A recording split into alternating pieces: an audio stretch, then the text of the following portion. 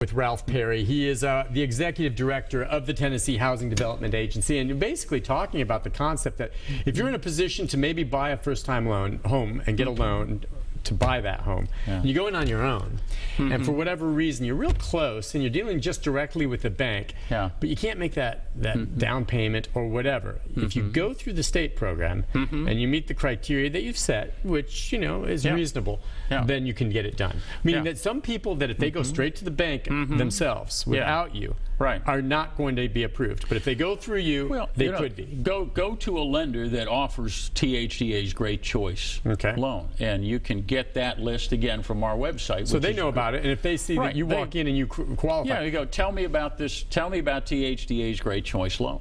Yeah, that's it. And I mean, the lender is always going to want to put their customer into the product that is the best fit for them. And if this is a customer who needs help with down payment and closing cost assistance, needs the underwriting flexibility so they can approve someone at a 640 or 650 credit score, they're going to think, well, the THDA product not only might be the great choice for you, it might be really your only practical option unless you're ready to bring a lot more money to the table. Let's go to Tim. Tim, good morning. Good morning. How are you? Hi, Tim. How can we help you? Just a simple question. Like a lot of men, unfortunately, I went through a bad divorce, and out of spite, my ex-wife would not sell the property that I had. Therefore, the home foreclosed in 2013. And I have a credit score probably around 660, which is not the best, but it is where I could afford a home.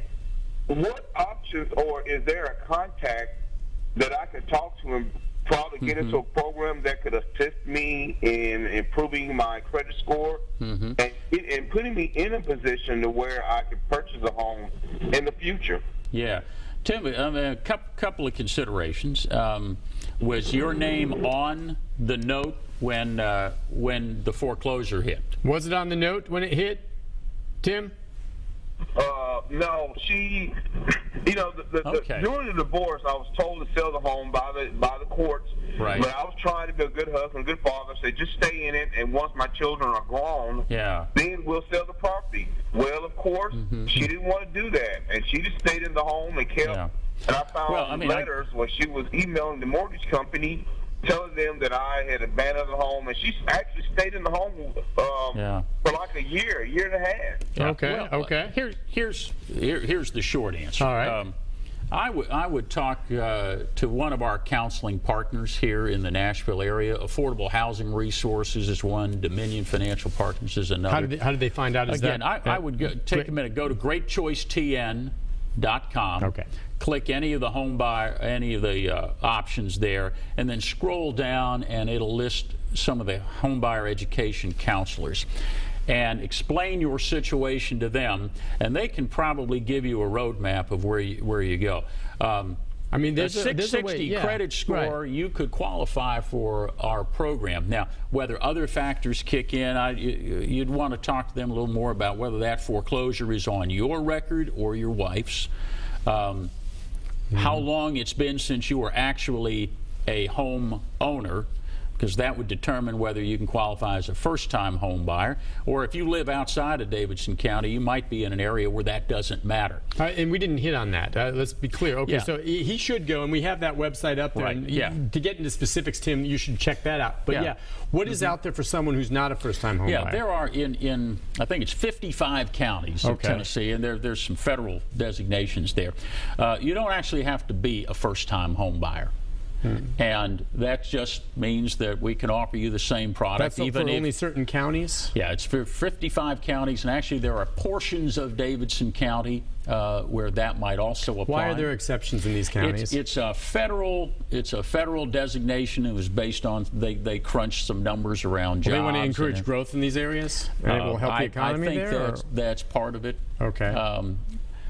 But there's we provide on our website a map. And a more detailed map for our metro areas So you can see if you live in one of those areas, then you don't need to be a first-time And home and buyer. then the program is essentially the same for you as it is for a first-time home buyer. Right. Well, that's great. Okay, Yeah. so I mean, it's not all first-time home buyers. Right. Most of our business is, but you know, we try to get the word out that there are circumstances under which we can help others. Can you give me an idea? I know you told me percentage-wise how much more you're doing this year than Yeah. last year, the Yeah. outreach. But what kind of numbers are we talking about here? Are we talking, you know, like this past year with that increase? What? How many? Well, we're hundreds, probably going to thousands? What? close a little more than 3,000 loans this year. 3,000 loans. Okay. You know, I mean, it's statewide. We're not a huge part of the market because again, we're serving a very well-defined small part of the market. First-time home buyers, primarily of moderate middle income, who fit within our credit parameters. But what I think we've done and what we continue to do with our marketing and our outreach and our lender engagement is make more people aware that, you know, you can qualify today. Folks who may not have known that.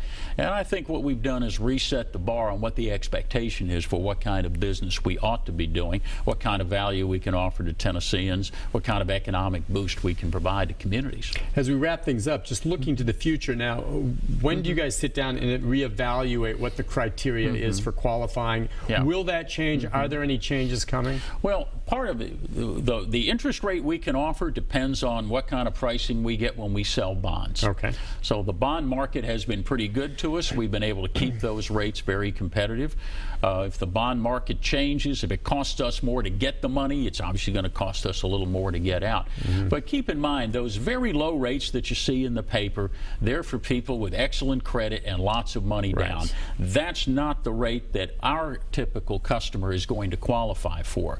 Our objective is to always offer our customer a rate that is competitive with what's out there, plus the flexibility of some underwriting. We'll go with a little lower credit score, a little higher debt-to-income ratio, and we're ready to help with down payment and closing costs. Well, and so I'm guessing, though, like you said, if someone sees that and goes, well, I saw that ad in the paper, I'm going to go check that out, they're going to be denied for that. But they'll say, well, this is what we have that you qualify for. And at that point, if they compare that with what they can get through the state, I'm guessing they would get a better deal through you almost every time. You know, we have a very competitive rate. You know, it just depends on the individual circumstance. Somebody with credit scores closer to 700 who does not need down payment assistance can probably find a conventional product that's going to get them slightly better pricing. We're going to have a THDA conventional product next year as well. And you can also get down payment and closing cost assistance with that. But you know, we are a specific part of the market. We're never going to be the big player. But I think we have a model that shows even when you're trying to help folks of moderate middle income, folks just starting out, you can safely and responsibly make mortgage credit available to them without doing some of the crazy things that were done 10, 15 years ago. Yeah, exactly. That's what you want to stay away from, and I love that. That's the way it works, because we never want to go back to that. I wanted to make the point, too, that if someone goes through your program and purchases a home with your assistance, there's no requirement for how long they have to stay there. This is something where they do this, and if the area around them starts booming and they realize they can sell their property for a profit now, they go ahead and do that. Of course, then they pay you back with what was borrowed, but they can do that. Right, they can do that. And what if it goes the other way and the market collapses around you know, their neighborhood? That's the chance all of us take when we buy our homes. You know, you signed up for the mortgage. Right? Yeah, you signed up for the mortgage. That happily has not been the problem in too many places in Tennessee. No, you know, like you said, it was 10 years ago, but they're bouncing back. Yeah, we weren't one of the crazy markets like California and Florida where everybody's house price tripled and then collapsed again.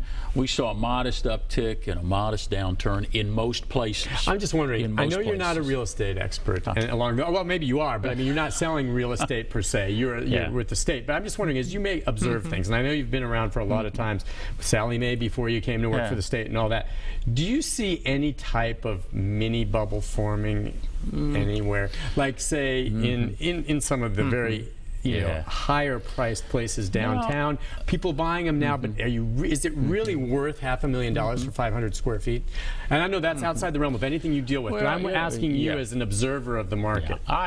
Not in the stuff that we deal with. You know, our bigger challenge is there are not enough houses in price ranges that our customers are looking for. Yeah, that's part of the problem, right? So what we're trying to do is look for ways that we can incent and perhaps help finance the development of affordable housing, whether that's rental or single family. I don't see that bubble forming anytime soon. I hope you're right about that. You know, I can't. You know, the high-end multi-million-dollar condos, that is not a market that I am in. Either personally or professionally, and I'm not going to venture an opinion on whether that's a good investment. But I'll say, as you said, that maybe you can finance up to, you said maybe 230. You know, I live out in Mount Juliet in Wilson County, and have a good friend who just a few months ago was shopping around, and her dad wanted to buy a place that was 150, and they were looking, you know, in some of the areas outside Providence, not in Providence. And she found one for 170, and Dad was like, "Gosh, that's 30,000 more." I don't think so, but it was a perfect little single-family home. She's alone right now on a nice little maybe 1 acre lot, and she went ahead and bit the bullet. And it's like now you cannot find something like hers for less than $225, and this was less than 6 months ago. And she's thanking her lucky stars. She wasn't buying it to turn around and sell. She's just so glad. But now someone like her looking for the same thing going there, she's out of luck.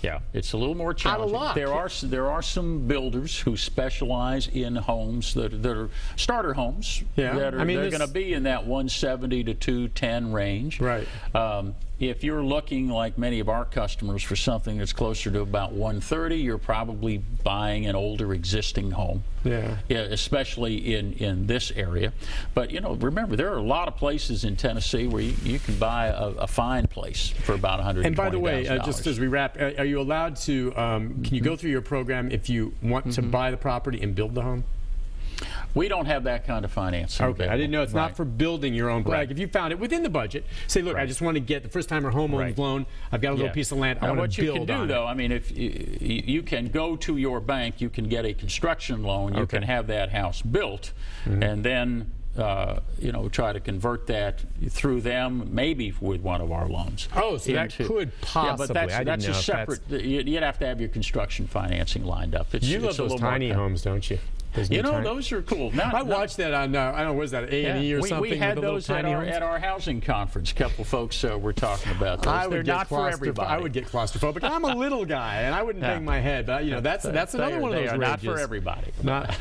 Ralph, listen, thank you very much for coming on. Appreciate the opportunity. Appreciate you coming on, and hope at the very least we reach some folks who will now realize this is available and buy that first home. And let me know. We'll be glad to come back in a few months. Gotcha. We'll promote the website for you. Thanks again for coming on. Thank you. Take a break. Be back with a program you know about tomorrow right after this. Stay with us.